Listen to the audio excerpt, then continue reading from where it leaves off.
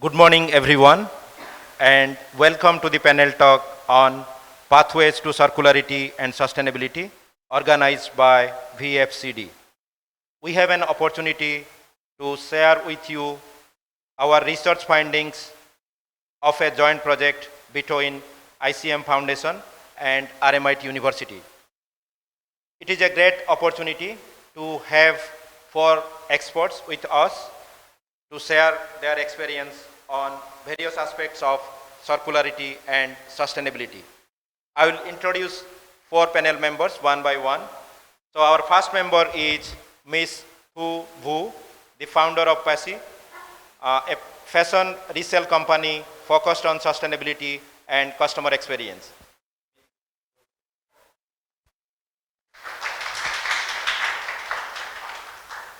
Our second panel member is Catriona Stevenson, the responsibility director of footwear sourcing house Shoe Fabric. She leads the company's sustainability strategies and program to create more responsible minded footwear. So welcome, Kate. Our third member is Sean Tang. Sean established Dropbox in 2020. Dropbox is a subscription service for fashion that empowers women to take advantage of the circular economy to wear more with less. So, welcome, Sean. And our fourth and final member is Pratik Agrawal, who is a techno-commercial sourcing leader with wide experience in apparel supply chain at various levels of manufacturing, marketing, sourcing, and compliance. So welcome, Pratik. Thank you.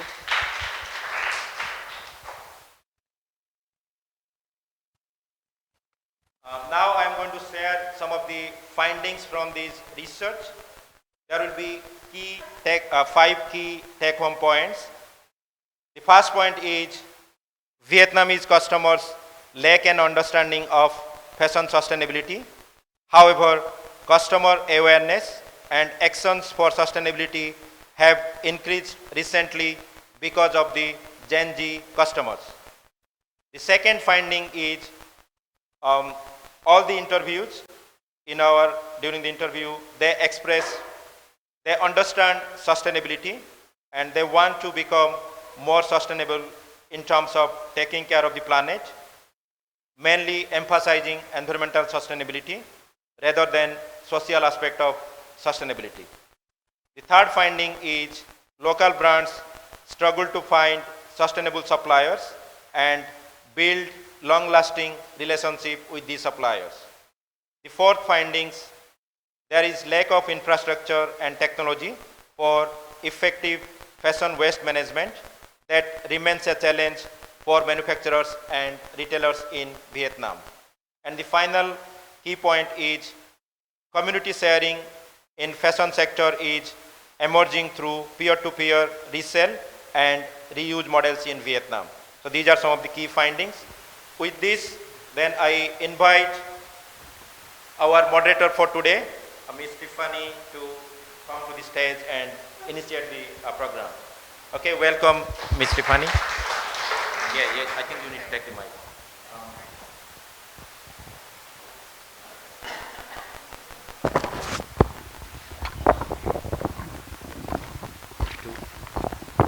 So hi everyone, thank you for coming, and I am from the ICM Foundation. We are the partial funder of this research project with RMIT School of Communications and Design, and it's my pleasure today to have these great 4 people on this panel who are representing circular fashion in Vietnam, but also responsible and sustainable manufacturing, an important part of the Vietnamese industry. So to begin, I'll start asking Thu Vu from Passy. The slides need to jump now. So, great. So for Thu Vu, the question is related to responsible consumption, right? So in Vietnam, the revenue in the fashion segment is projected to reach 2.2 billion in the next few years for fashion e-commerce only. So for you, with your experience building Passy over the past 3-4 years, how do you reconcile consumer demand with the with a need for responsible consumption in such a wasteful and consumption-heavy industry? Okay. Hello, everyone. Thank you for your question, Tiffany. So when I started Passy, actually this is a personal need. So I'm the consumer, and it is so hard to stop shopping for fashion.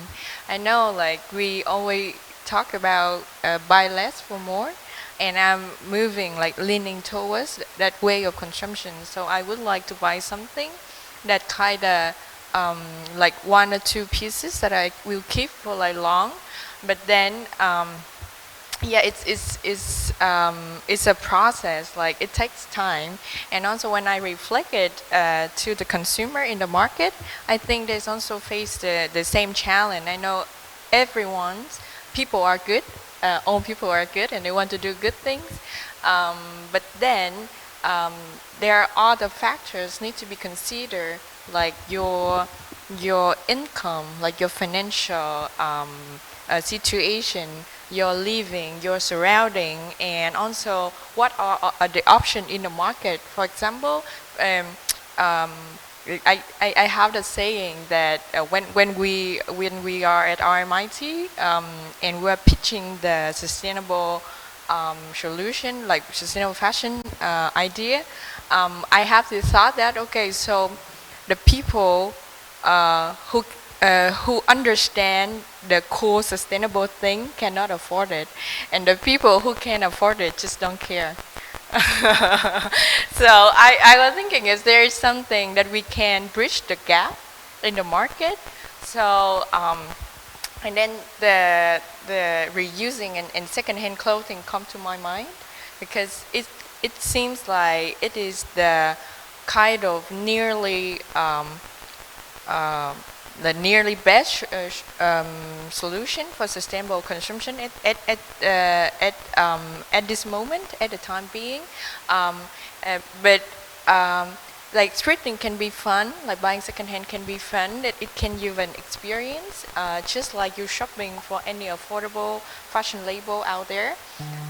The only thing is people are not aware of when I started it. So the gap in the market at that time, I realized people are not aware of how sustainable buying and reusing clothes, buying secondhand and reusing clothes are. So I think it is something I want to. It is the gap I want to fill in. So instead of just being a consignment, fashion consignment business, we set the goal to also be a fashion media outlet that that we take on a goal of educating and sending information to the consumer out there about sustainability and how and giving practical tips and also practical consumption and fashion tips on how you can actually balance between your needs and your practical and emotional needs with fashion, but also not putting more pressure on the planet. Yeah. Awesome. So I know, like, you also just relaunched your website for Yes. better processes to sell better, and also you're limiting fast fashion items and focusing on local brands, right? Yes. So actually, if we say that we're not taking fast fashion, nobody will send out anything, because I know fast fashion still take up a very big portion of fashion consumption in Vietnam. So what we do to the scheme that we apply to actually encourage people to shop for better clothes is that we have different pricing strategy. We tell people who want to consign with us that if you send in fast fashion or item from unknown brands and just mass-produced item, we will price it at a very low pricing. We will help you to find new owners, but then you won't receive much from selling those clothes. But if you send in clothes that from higher end or designer brand, especially locally produced items, we will put higher valuation on those items, and also we give you higher commission for sending those clothes. So that is our. I think it's on the long run. It will embed in people's mind when they shop firsthand that okay, if we buy that item, will I be able to sell it for better values later on? Yeah. So yeah. Thank you. This is a very interesting take on how to consume more responsibly and also feed the current rising consumer demand in Vietnam. And now that's like on the circular retail aspect. And now I want to move on with Kat, who is on the responsible sourcing side of things, but also in the footwear industry, right? More specifically. So my main question, or like the bigger aspect that we want to uncover with you, is through your work with True Fabric and also your other projects, what are the necessary steps that are needed from stakeholders, and also who are these stakeholders in order to move the needle in the current industry in Vietnam to make manufacturing more sustainable? So, big question, and I could talk for days on this, so you're going to have to stop me. Look, I think so many stakeholders.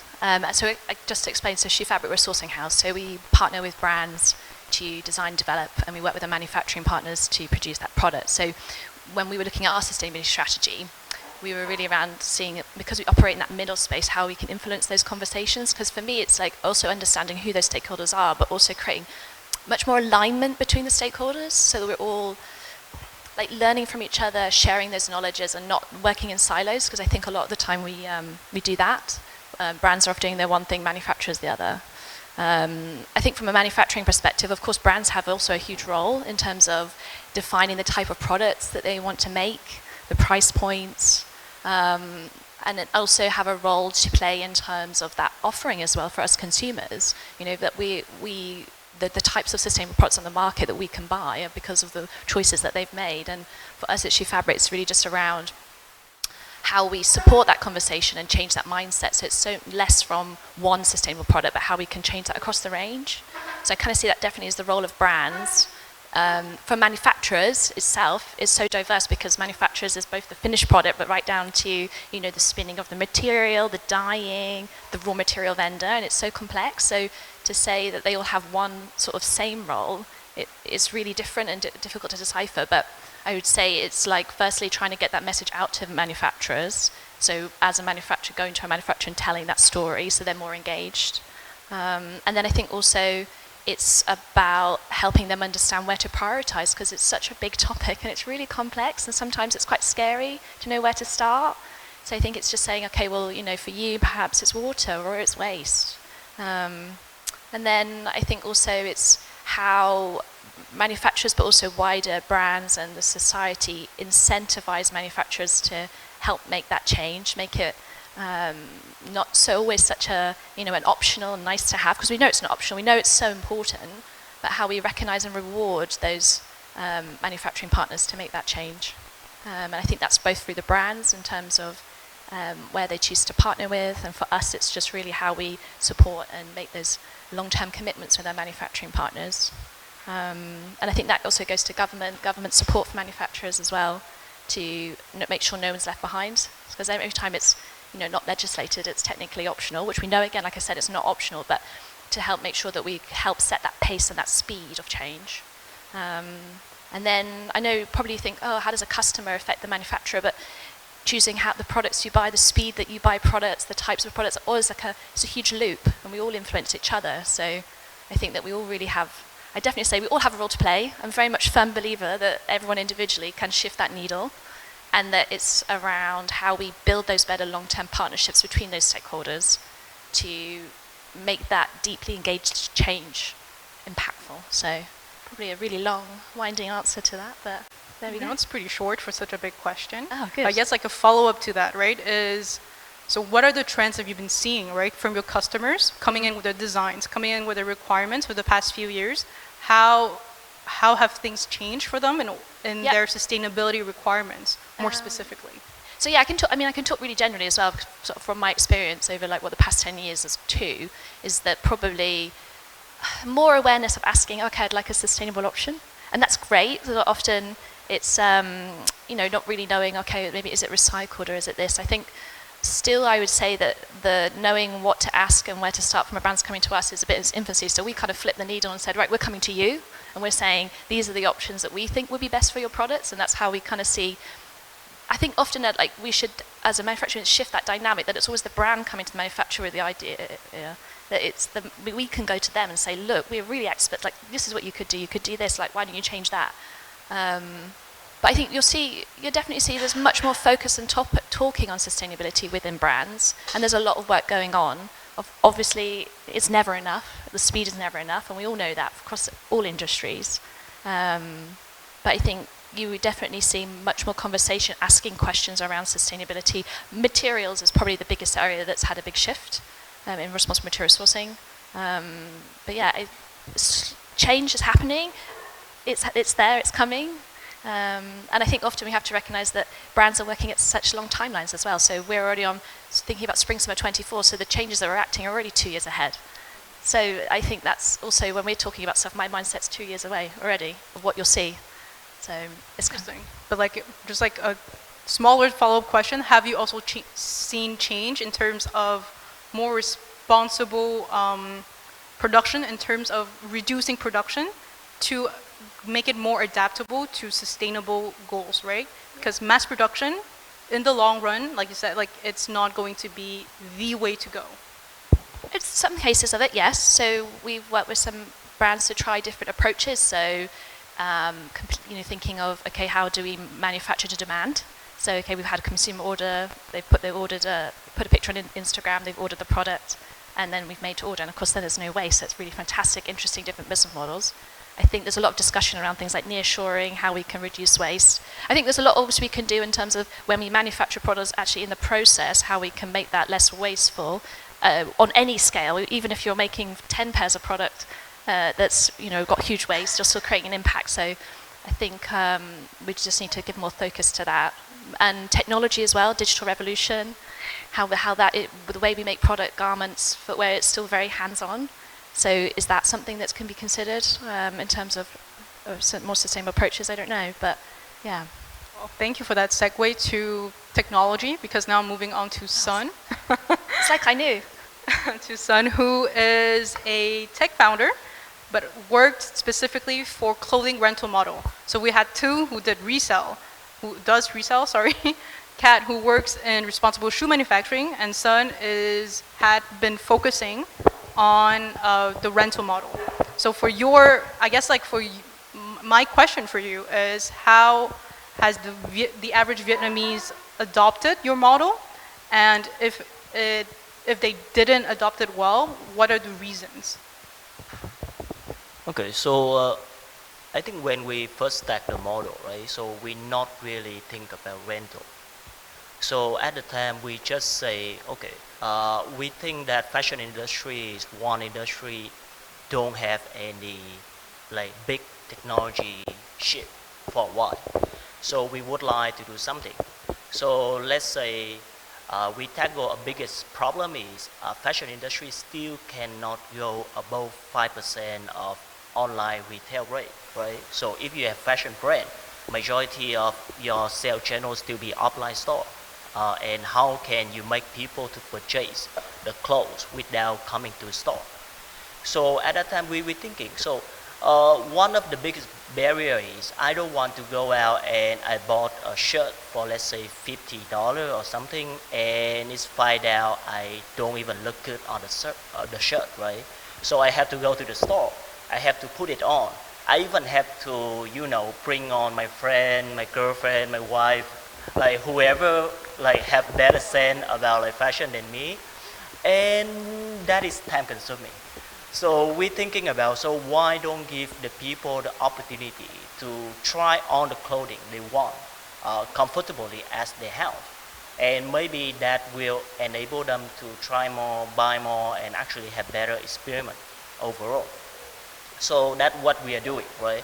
So we offer like a subscription service that women can just go in, pay a fixed fee, then you can select whatever clothes we have on our collection. We work with 120 brands, and those clothes will deliver directly to your house, and you can wear it, you can snap picture. If you enjoy it, you purchase it. If not, you return and get new item. So interesting, we find out is a couple things. So the first thing is, women do pay way too many money for clothing. We have a customer pay around 100 million Vietnam dong per month purchase stuff from our platform. I don't know why and how she can afford that, but and also we prove a critical thing that our purchase rate after people try out the clothing is 21%.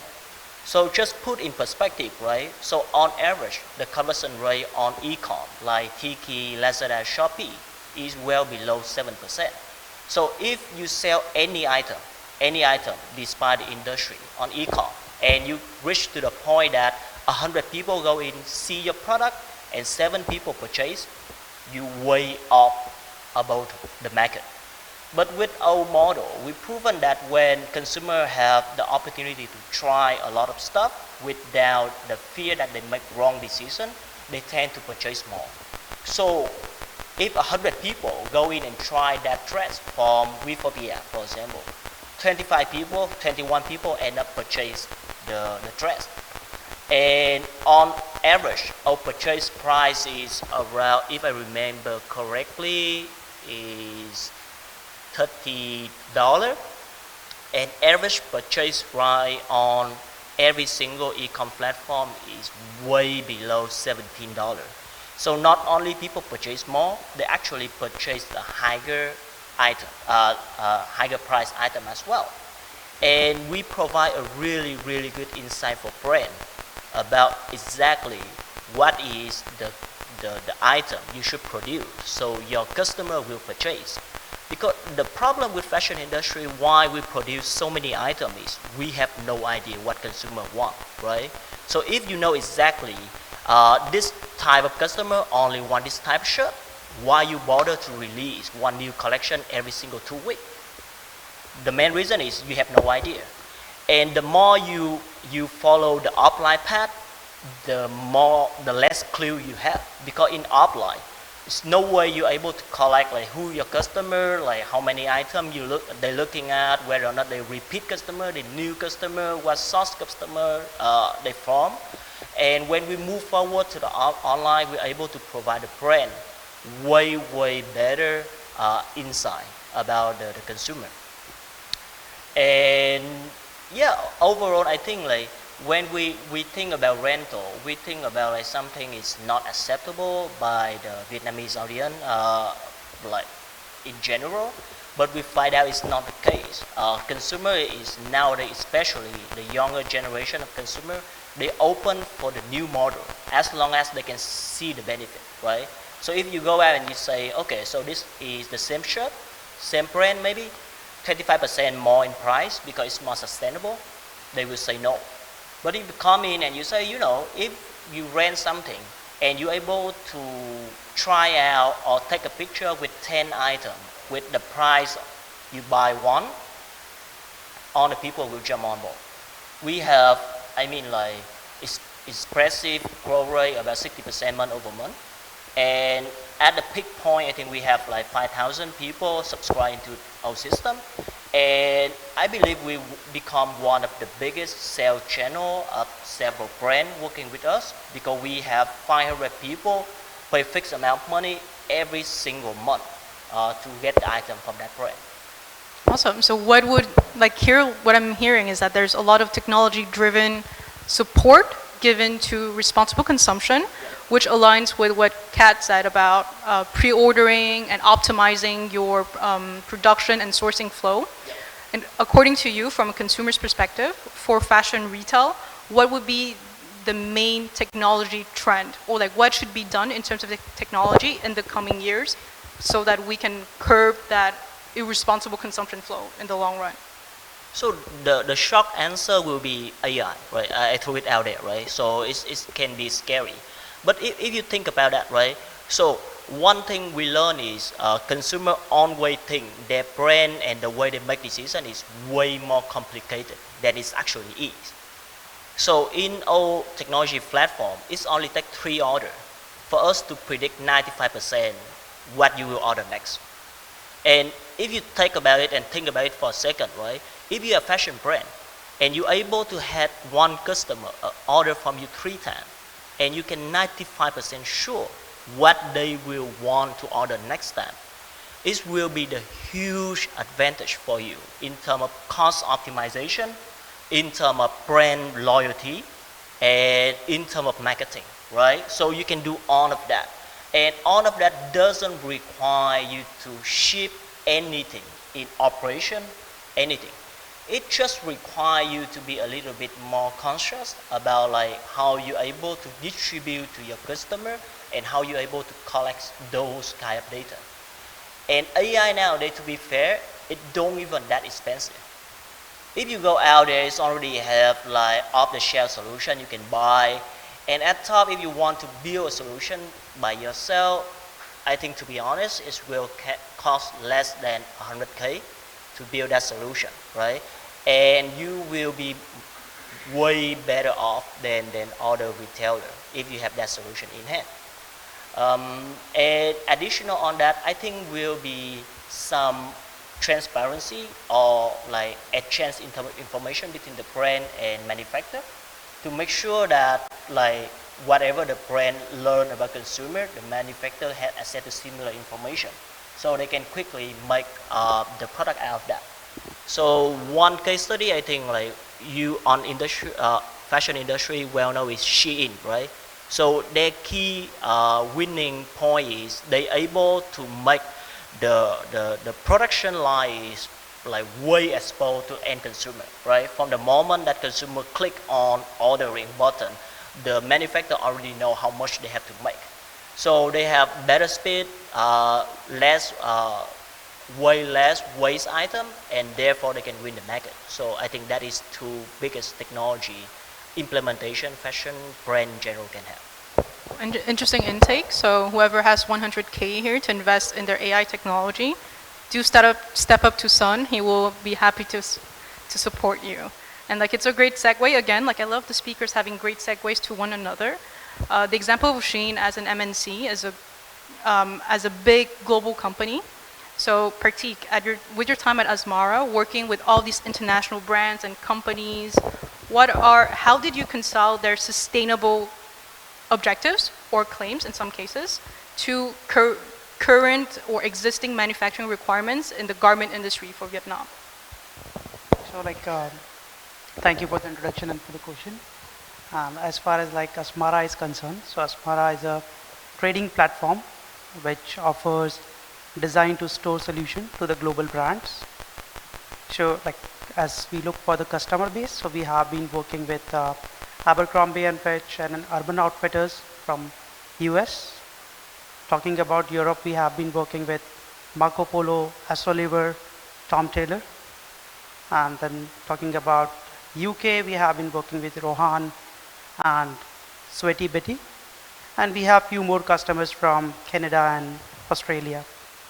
So as far as Asmara is concerned, so Asmara has a little impact on the supply chain in terms of the carbon emission and the impact on the environment, because we don't have any scope 1 emissions, and there are like few scope 2 and scope 3 emissions, which we have been working as a responsible company. So recently we have partnered with Climate Partner. That's a third-party agency who has been helping us to identify what are our impacts on the environment. Apart from that, apart from our own journey and own understanding of our emissions, we have been helping the global brands to source the sustainable goods and to have a minimal or like a acceptable disruption in the supply chains through offering them the sustainable materials, to offering them the sustainable designs, to offer them the circular formats of developing the product. So broadly looking, like we have been working on 4 aspects of circularity and sustainability. So one is at the product level. Second, we have been working at the design level. Third, we have been working on the process level. And finally, we have been working on the material level. So these are the 4 major categories of the apparel or the footwear business we have categorized to focus and to put our efforts in different areas. So like talking about our journey in last, like I have been working with Asmara from last 4 years. So in last 4 years, like the things which we have learned, like what are the key challenges. So I'll just put down like the key challenges what we see is like first about the money. The brands, all the brands want to get sustainable. They want to get circular. They want to reduce the impact to the environment. But when it comes to the investment in the technology to impact or reduce the impact, the investment is less. So I'll just put across a data from a recent study released from Every Denizen. So 80% of the brands want to have a sustainable solution for the consumers, but they only spend 4.4% of their technology budget on sustainability. So that is a big challenge. Second challenge what we see is the balance of stock. So recently we have seen a lot of disruptions due to the COVID and due to the supply chain issues, due to the unavailability of the vessels. So brands has ordered like extra inventories, which they are struggling at this moment to consume, or like if it is not being consumed properly, it's going to again add up to the landfills or to the environment damage. Third thing is like the considerate consumption.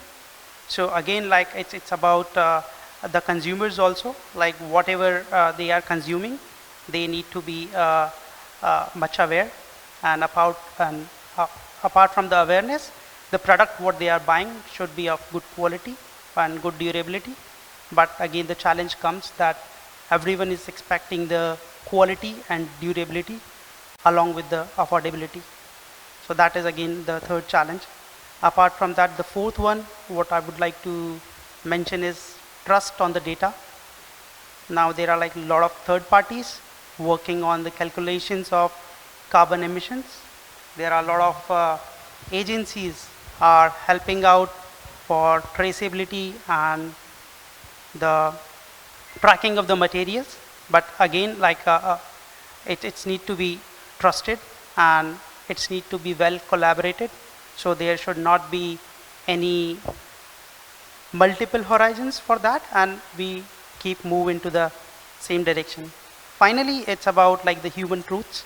Definitely whatsoever we do the marketing, but it's the consumer who is going to buy the product at the end. So they need to be aware and they need to be educated for the product's specialty and sustainability and the environment impacts. So that's what like 4 key challenges, but industry has been working on that, and definitely it's going to be a collaborative effort between the companies and the businesses, NGOs, institutions, consumers, and like everyone has to collaborate together. So today's event is like one of the good example that all are coming together and discussing and brainstorming the things what can be improved and how it can be improved. Yeah. Pratik, that was an awesome recap of everything. I don't think I even have a follow-up question because I think you're very well prepared here. So I think we we can, if so here I see that Christine, you're here. You had asked a question in the submission form. Would you like to re-ask it now so that the panelists can? You don't remember? Okay. Okay, so the question was regarding H&M, right? H&M pulling off their conscious lines from retail. I'm not sure if it's happening in Vietnam or not, but like that was on the global news scene. So the question that Christine had for the panelists today was, how can brands, right, brands with sustainability claims / practices, how can they engage more with consumer awareness and actually commit to their commitments? So who would like to answer first? Kat. I'll take Kat, this question. So Okay. I have gone through that report, or the complaint what has been filed by a consumer from New York.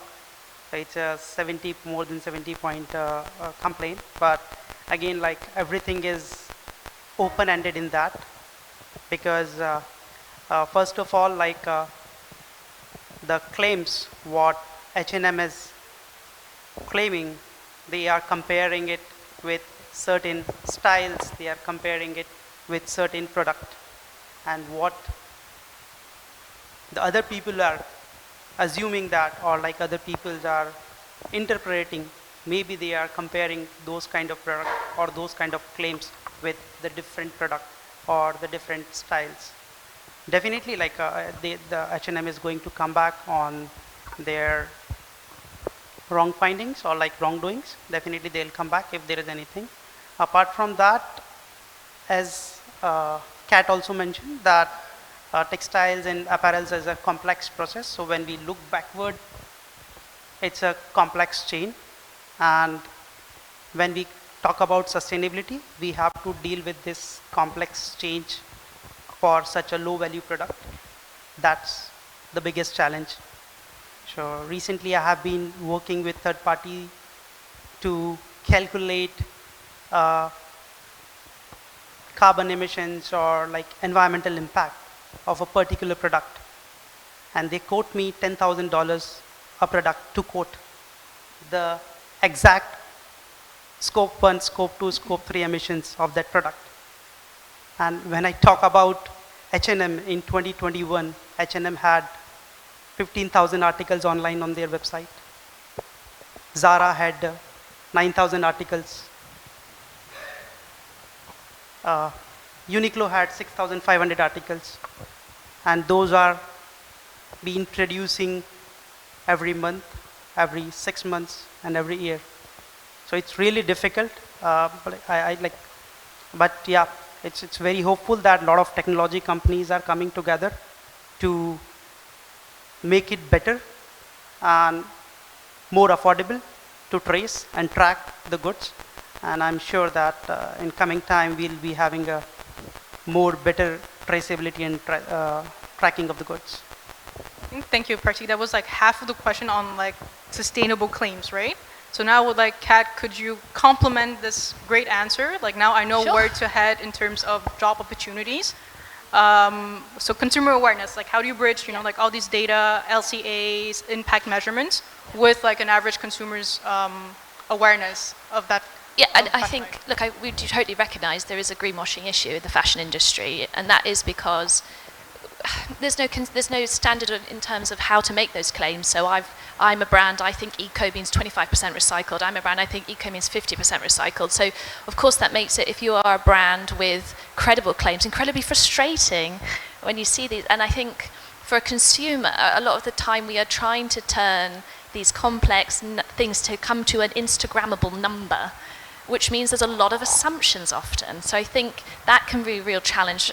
Perhaps we have to, as brands, try to have more nuanced conversations with our with customers, and also maybe talk more openly, honestly around why we can't give you a number, because we have to go out and find it. We have to get the primary data, because a lot of the data is out there. Where we talked to that point, is old. It's out of date. It needs updating. So I think, in terms of brands to talk to customers, it's just around, I think, having constant communication and more open discussions around, okay, we made a claim before and the data said this, and now the data is updated and it's changed, so actually now it's this. And I think people hopefully will respect that in the long term that is the better approach than a specific number. But I mean, as a brand, if you are making claims, there are always be specific, and there is more coming guidance. So I think probably what we'll see is less brands making some wider claims, So the European Commission is releasing, I think, a report at the end of this month, which should give some more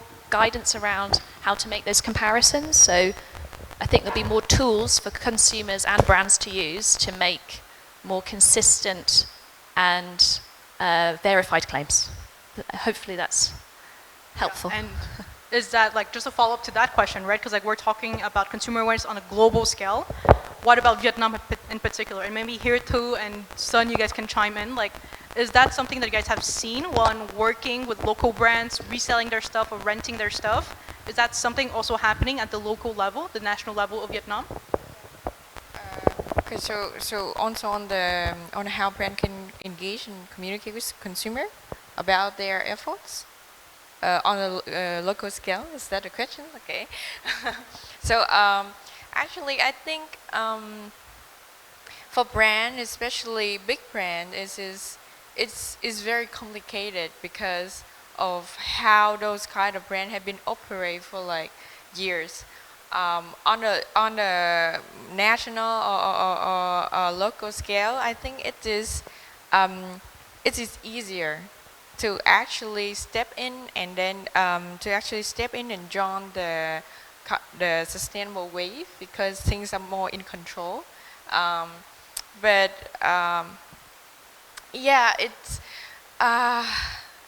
like, how can I put it? It actually requires collaborative efforts. It's not just the brand itself, because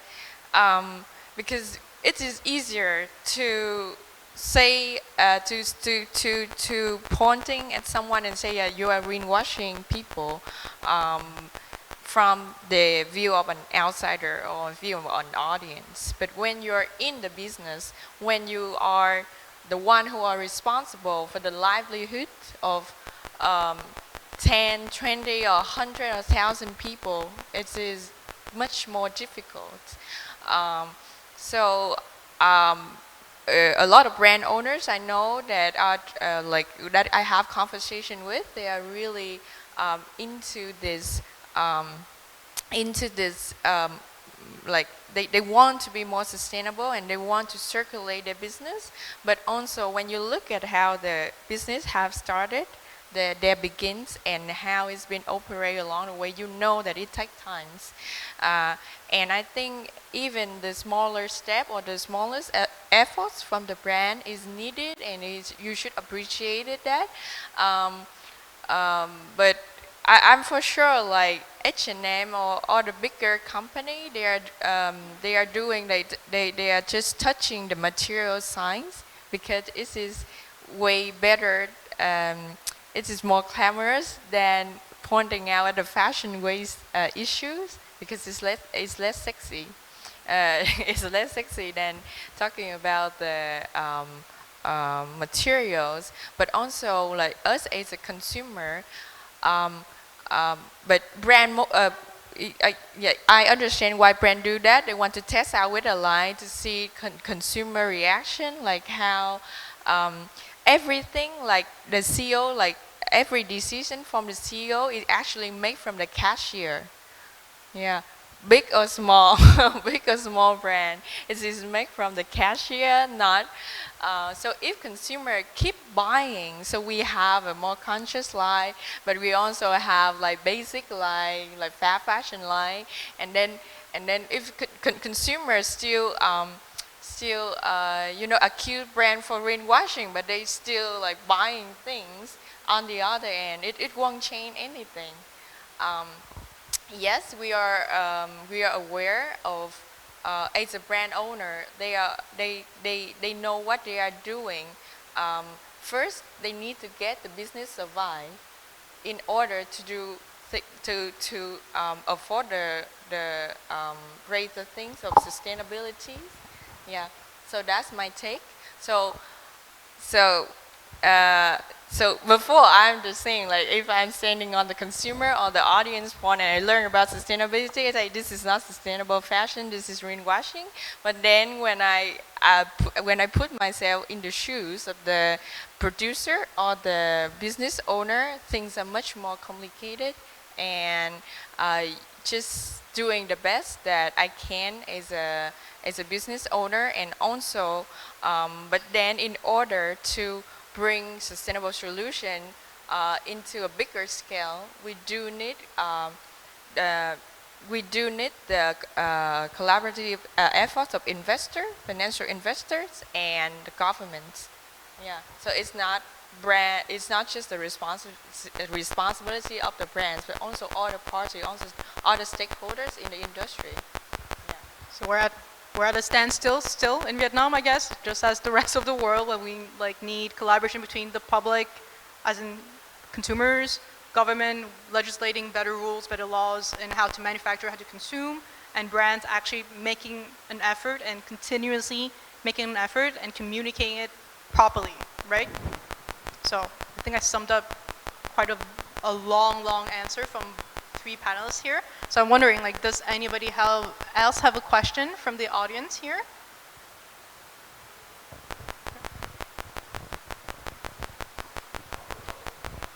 A couple, okay, great. Thank God it's raining, so we're all stuck here for a while.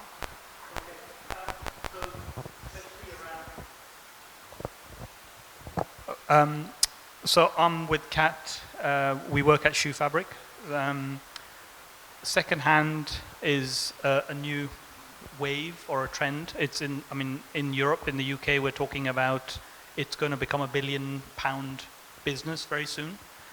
If we disregard the profit side of things, especially in Vietnam, I'm quite intrigued because I've not heard in Vietnam talking about secondhand business. Are you going through a big challenge from a cultural perspective? How do you get people? I've never bought or owned a secondhand garment or footwear. How do you go through that? And that's a big challenge to get people to start thinking.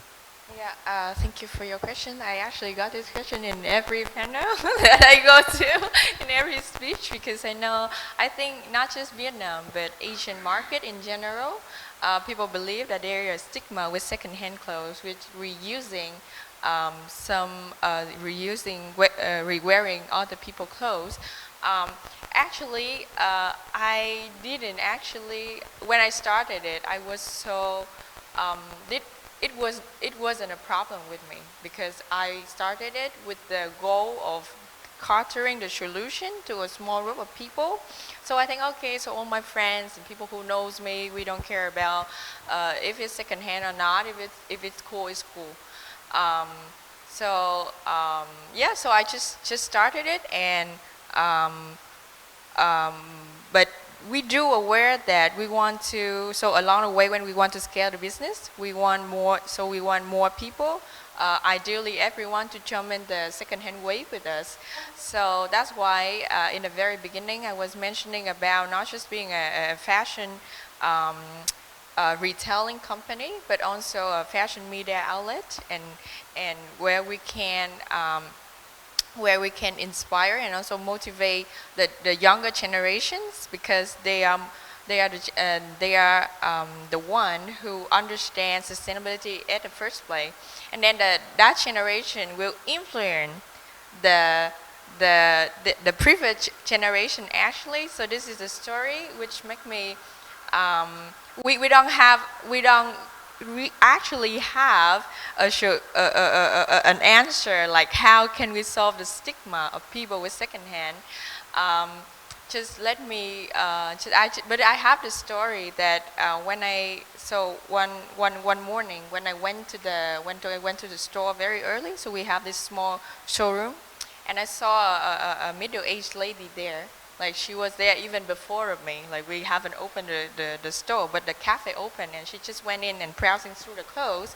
So she was buying some, and she's not my target customer at all.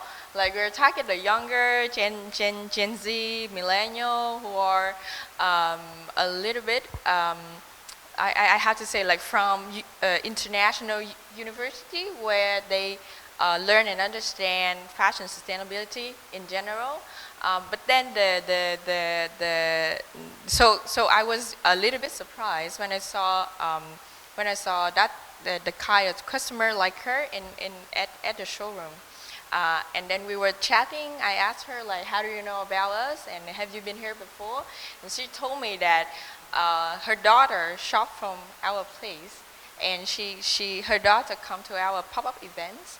So, and there was one time, the daughter bought her something from the shop and said, Mom, this is second hand, but you can try. And then, and the second time, the daughter actually took her to the pop-up shop to buy things. And she told me that she realized that it is completely fine, like perfectly fine that you buy second hand, because the best thing is she doesn't look like any of her friends now. So she has a group of friends who always shop in like big stores or at the mall, but then they end up looking the same.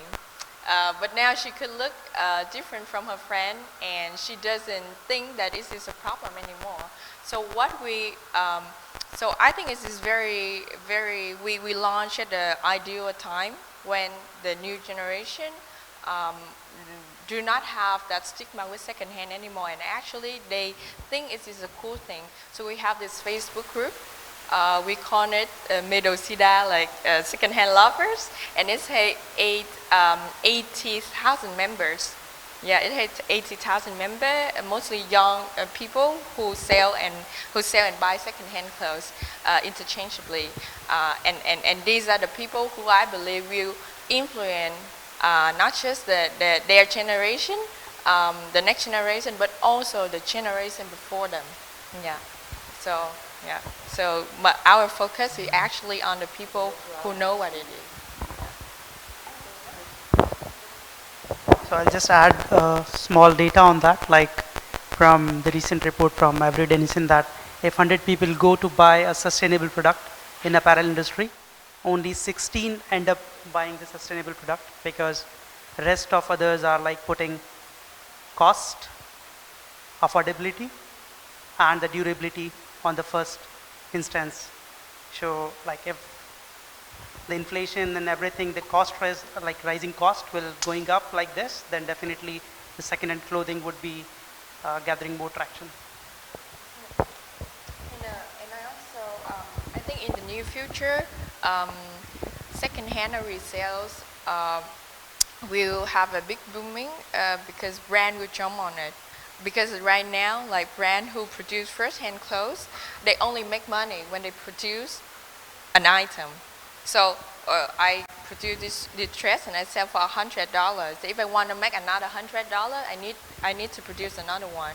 But then if brand can actually take back the dress and resell it, they can decoupling on the materials and save a lot of production costs. So we are also looking to building creating returning and reselling flow for brands and companies, especially local brand here, who want to be more sustainable, but at the same time not adding more costs to their P&L, but actually reducing costs and by decoupling the material that they use. Yeah. I think that's like a wonderful example of going fully circular, right? At the end of the life cycle-ish, post-consumer. And obviously there would be lots of things that can be done pre-consumer in the industrial setting to save on materials, water, energy, etc. So I was wondering, do you have any other question? You said you had a couple questions. Yeah, thank you. I apologize if this comes across controversial. So this is a Dropbox question. You talked about the benefits from the data sets that you collect, so the 95% statistic that you mentioned.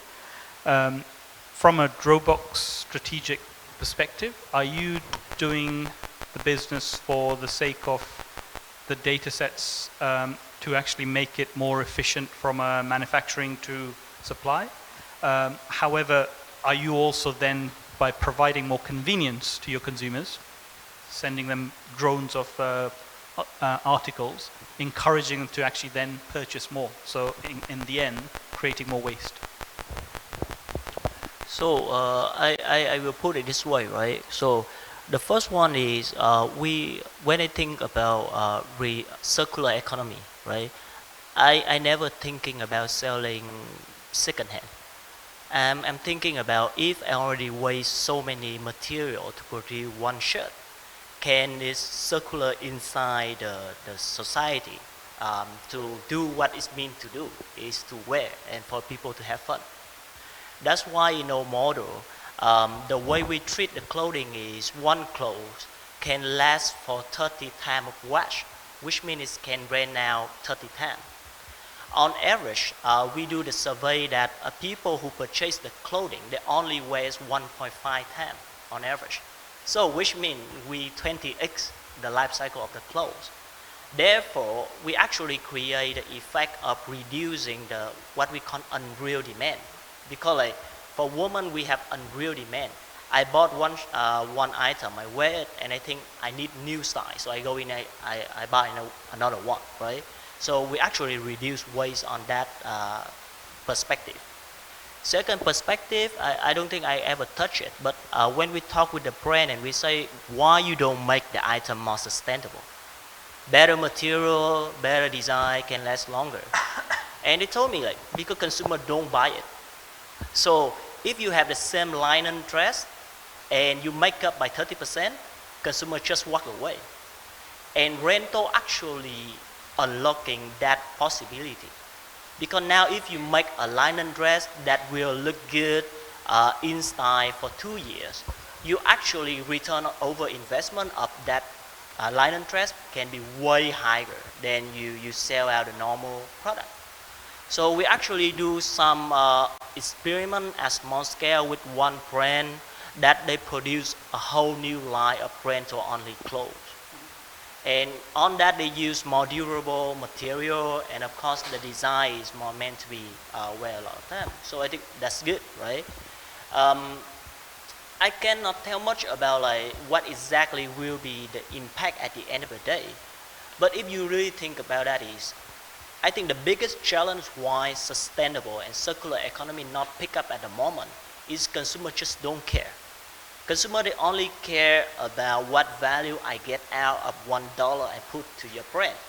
So if your brand come in and say, we do all this thing for sustainable, but I will check you more, they will walk away to another brand. You may able to capture a tiny portion of the market who people really like care about environment and really have the money to pay for that premium. But if you want to scale, you cannot make that, right? So I think thinking about sustainable in perspective of economy, like making the service better, cheaper for consumer is the way to go. And if we're able to do that, and hopefully with all the movement coming up, we will get to the point that we can produce exactly the amount society needs. But we're not there yet. So that's why we need the rental service. So baby steps, basically. Slowly but surely to the end goal of going full circular with resell. Modest production in terms of what we actually need, like real demand, like you said. So we have 2 minutes left. Do you think 2 minutes left would be sufficient to answer your last question? Or does anybody else have another question?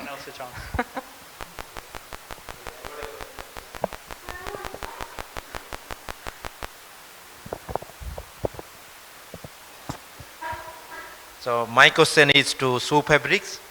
You mentioned about new material and onshoring while you are sourcing.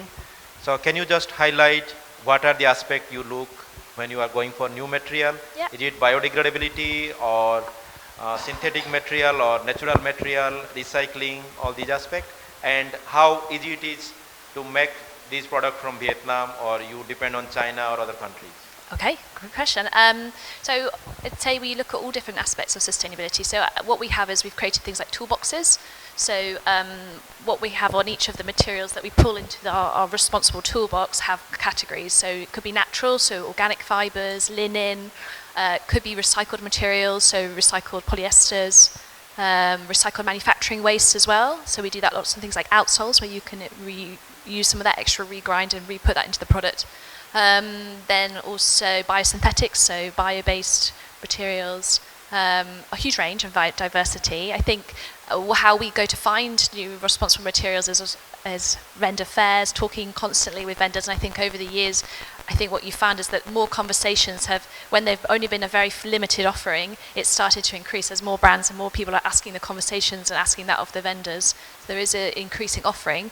I don't think we've had, when we've looked at, we've gone through phases where we've helped brands almost switch the majority of the materials they used to have us as responsible attribute. Of course, it's not everything, and we need to constantly evolve, but we've never had real significant challenges in finding small options.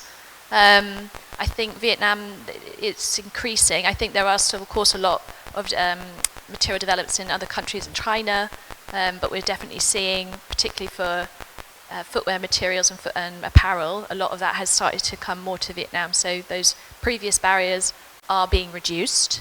And yeah, I think, look, there's so much more we can do on materials and so much more to question and to go through. But I would question when people say there's nothing out there for me. You've just got to find it. You've got to work hard and find it. It's there. It maybe has compromises that you have to talk about in terms of maybe durability, and of course you always don't want to sacrifice that. But I think there is a lot of people looking for that, and it is there because I've seen it.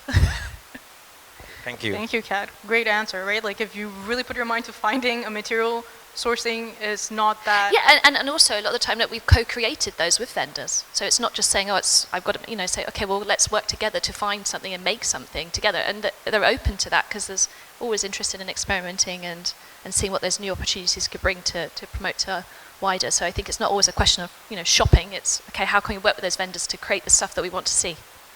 Yeah, awesome. Well, I'll keep in touch with you then because there might be some grantees who are interested in working in that manner. So again, this is our time for today. So I would like to thank all the great 4 panelists today for coming here, sharing their insights and their time. And we know we're running a bit late, but it was so wonderful to hear from all of you guys sharing your knowledge about circular fashion in Vietnam, sustainable production in Vietnam, and also thank you for the questions, multiple questions, questions coming from online, and Raj for the final question. And thank you for the RMIT research team for finding these great panelists for me and doing such a great job in uncovering great stuff about the Vietnamese fashion and garment industry. And yeah, and thank you to the VFCD team for the great organization and for the location, I guess. It's a very interesting space. And if there's anything else you would like to ask, the mailbox is open for questions, and we will share eventually the contact information of the panelists here today. Thank you, everybody.